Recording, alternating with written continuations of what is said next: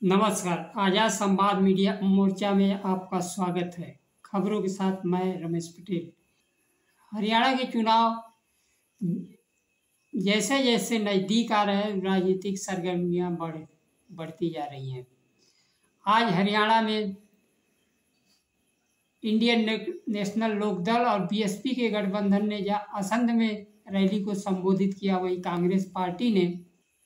Congress party ने विजय संकल्प यात्रा निकाली। पहले खबरों में Bahujan Samaj party Indian national Lokdal के खबरों का विश्लेषण। करनाल जिले के असंध में आयोजित इंडियन लोकदल और बसपा गठबंधन की जनसभा को संबोधित करते हुए उत्तर प्रदेश की पूर्व मुख्यमंत्री तथा बहुजन समाज पार्टी के नेता कुमारी बहन मायावती ने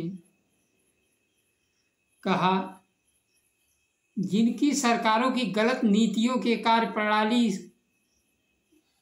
प्रणाली को देख चुके, अब उन्हें आजमाने की ज़रूरत नहीं है। जिनकी कार्यप्रणाली आप देख चुके हैं, उन्हें दोबारा वोट देने की ज़रूरत नहीं है।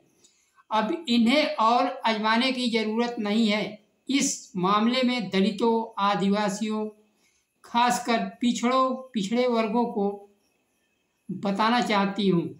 इन वर्गों को परम पूज्य Baba Saheb doctor B are Ambedkar के कड़े संघर्षों और अथक प्रयासों से भारतीय संविधान में मिले कानूनी अधिकारों में से विशेषकर कांग्रेस और भारतीय जनता पार्टी की सरकारों ने सरकारी नौकरी और आरक्षण की सुविधा मिलते रहे, उसको खत्म करने का काम किया है। कांग्रेस और बीजेपी तथा अन्य पार्टियों की जातिवादी सोच मानसिकता के चलते इन्हें आरक्षण का पूरा लाभ नहीं मिल सका। दलित भाजपा के गलत मानसिकता के कारण कांग्रेस और बीजेपी दोनों ही पार्टियां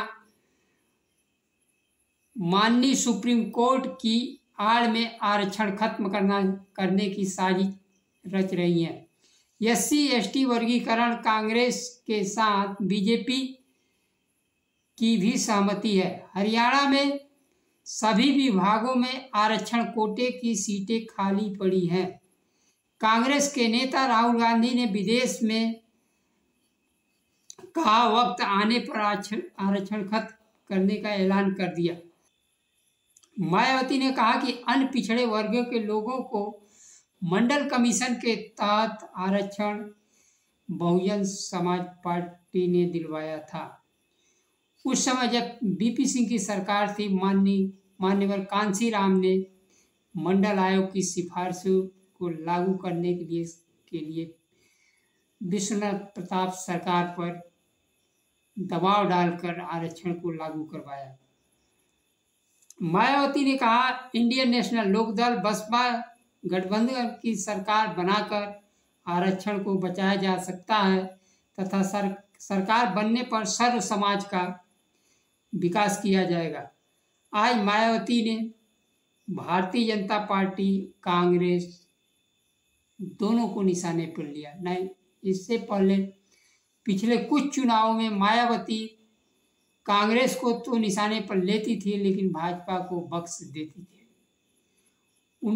उनके भाषणों से, राजनीतिक सभाओं से या वक्तव्यों से यह नहीं लगता था कि देश में भारतीय जनता पार्टी की सरकार है, बल्कि कांग्रेस पार्टी की सरकार है। सभी जिम्मेदारियों को, आरक्षण को चाहे जो भी देना हो, उसके लिए कांग्रेस जिम्मेदार है, जबकि सरकार भाजपा की। आज काफ़ी दिनों बाद मायावती पहली बार भाजपा और कांग्रेस दोनों पर बराबर हमलावर रही। जनसभा को संबोधित करते हुए इंडियन नेशनल लोकदल पार्टी के नेता अभय चौटाला ने कहा, भाजपा की गलत नीतियों के कारण महंगाई, बेरोजगारी चरम पर पहुंच गई है। आम लोगों का जीवन दुभर हो गया है। युवा मजबूरी में विदेशों में पलायन कर रहे हैं। गांव के गांव खाली हो गए हैं। इनेलो गठबंधन की सरकार बनने पर बुजुर्गों को 7,500 रुपये पेंशन दिया जाएगा और महिलाओं को हर महीने 1100 रुपये तथा गैस सिलेंडर फ्री दिया जाएगा। गरीबों को आवास के लिए 100 गज का प्लाट दिया जाएगा।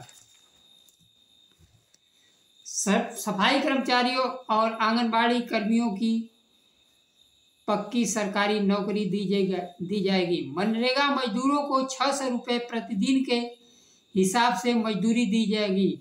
हम पोर्टल को बंद करेंगे, राशन कार्ड के माध्यम से सुविधा प्रदान करेंगे। जैसे आज भारतीय जनता पार्टी सरकार में हर योजना में पोर्टल लगा दिया।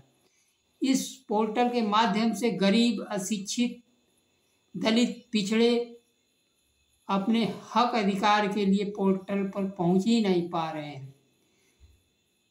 केवल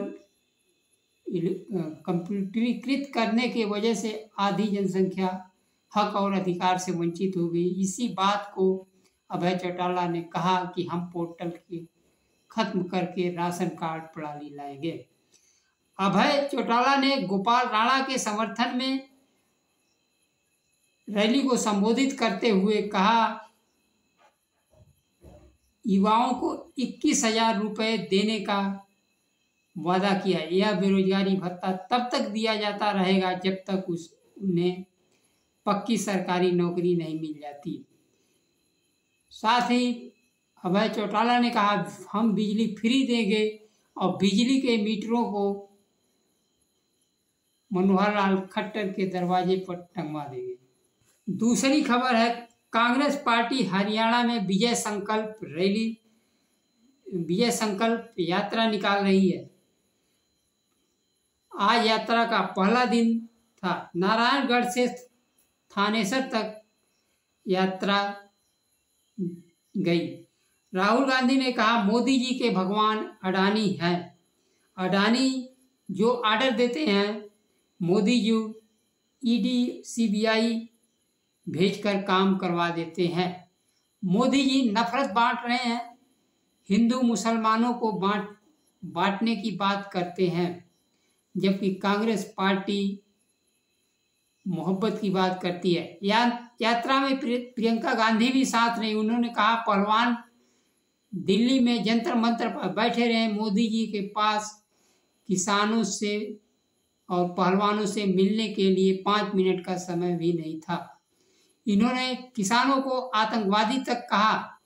हरियाणा विजय संकल्प यात्रा के माध्यम से पार्टी में गुटबाजी दूर करने में भी लगे हुए हैं राहुल गांधी। जनसभा में राहुल गांधी ने पूर्व मुख्यमंत्री भूपेंद्र हुड्डा और पार्टी के सांसद कुमारी सैलजा के हाथ मिलवाकर जुड़ाव का संदेश दिया। राहुल गांधी जिस तरीके से मोदी के भगवान अडवाणी को बताया, चाहे किसान हो, बेरोजगार हो, अग्निवीर हो, रक्षा में हथियारों के उत्पादन का मामला हो, अडानी, अंबानी सभी जगह दिखाई दे रहे हैं।